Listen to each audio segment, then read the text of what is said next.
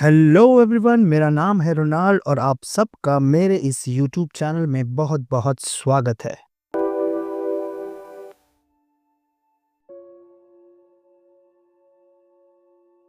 क्या सपने किसी और ब्रह्मांड की सच्चाई है? क्या आपने कभी सोचा है जो हम सपनों में देखते हैं, क्या वो किसी दूसरे ब्रह्मांड की झलक हो सकती है? कहानी शुरू होती है पृथ्वी से, जहाँ हम रहते हैं, काम करते हैं, संघर्ष करते हैं। यही नियम है, जन्म, मेहनत, पैसा, सत्ता और मृत्यु। लेकिन पृथ्वी अकेली नहीं है। इस विशाल मल्टीवर्स में कुल 7 ब्रह्मांड है और हर ब्रह्मांड में वही इंसान, लेकिन अलग जीवन। हमारी आज की कहानी एक 18 साल के लड़के की है जिसका नाम आरव है। आरव एक कॉस्मोलॉजी का छात्र होता है। बचपन से ही उसे ब्रह्मांड, ग्रहों, समय, आयामों और मल्टीवर्स के रहस्यों को जानने की गहरी रुचि थी। जब बाकी बच्चे खेलते थे तब आरव सितारों को निहारा करता था और यह सोचता था कि क्या हम इस विशाल ब्रह्मांड में अकेले हैं। एक दिन आरव इंटरनेट पर एक डॉक्यूमेंट्री फिल्म देखता है जो मल्टीवर्स की अवधारणा पर आधारित होती है। वह फिल्म उसे इतनी ज़्यादा आकर्षित करती है कि उसे सच में यकीन हो जाता है कि मल्टीवर्स वास्तविक है। फिल्म में दिखाया जाता है कि इस अनंत मल्टीवर्स में कुल 7 ब्रह्मांड है और हर ब्रह्मांड में एक ही इंसान मौजूद है, लेकिन अलग अलग जीवन, सोच, हैसियत और शक्तियों के साथ। उसी रात से आरव इस विषय में पूरी तरह डूब जाता है। वह मल्टीवर्स से जुड़ी हर किताब पढ़ डालता है। 10 साल बाद एक रात आरव अपने कमरे में किताब पढ़ रहा होता है। अचानक उसे अजीब सा असहज महसूस होता है।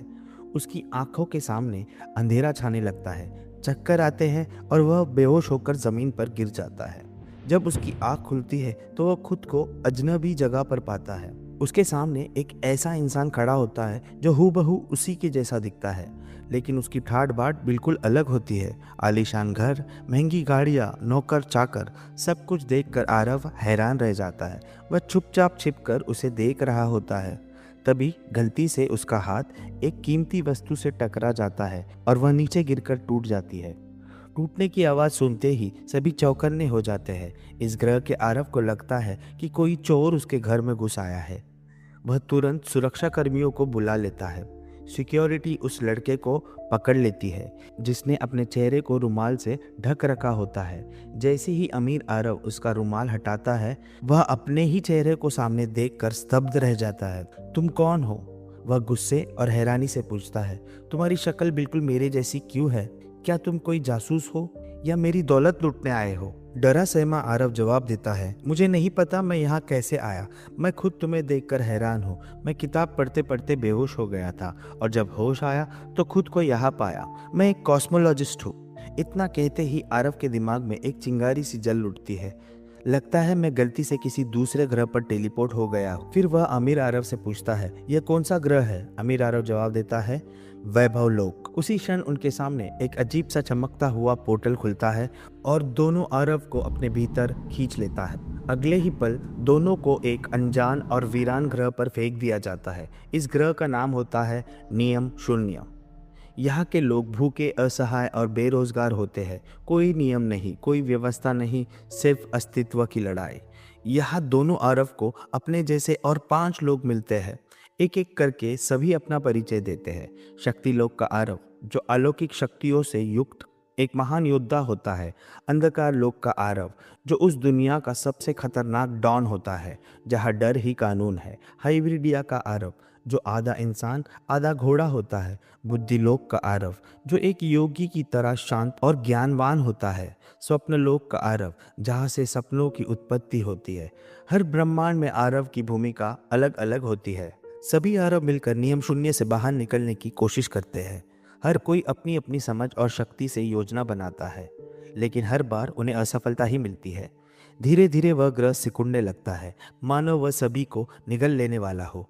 जब ग्रह और छोटा होता है तो सभी आरव एक दूसरे को गले लगा लेते हैं। पृथ्वी का आरव कहता है, पता नहीं क्यों लेकिन आज मुझे मरने से डर नहीं लग रहा।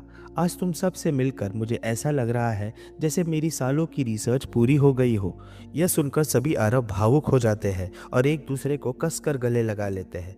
अंधकार उन्हें निगलने ही वाला होता है कि अचानक दूर से एक गूंजती हुई आवाज सुनाई देती है,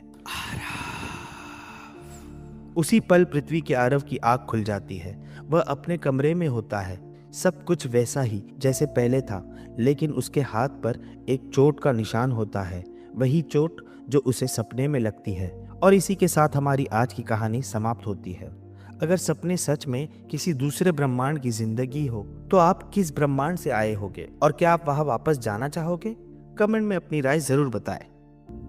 उम्मीद करते हैं आपको आज की वीडियो पसंद आई हो। अगर पसंद आई हो तो वीडियो को लाइक करके चैनल को सब्सक्राइब करके बेल आइकन दबाना ना भूलिएगा, ताकि ऐसी ही इंटरेस्टिंग कहानियां आपको मिलती रहे।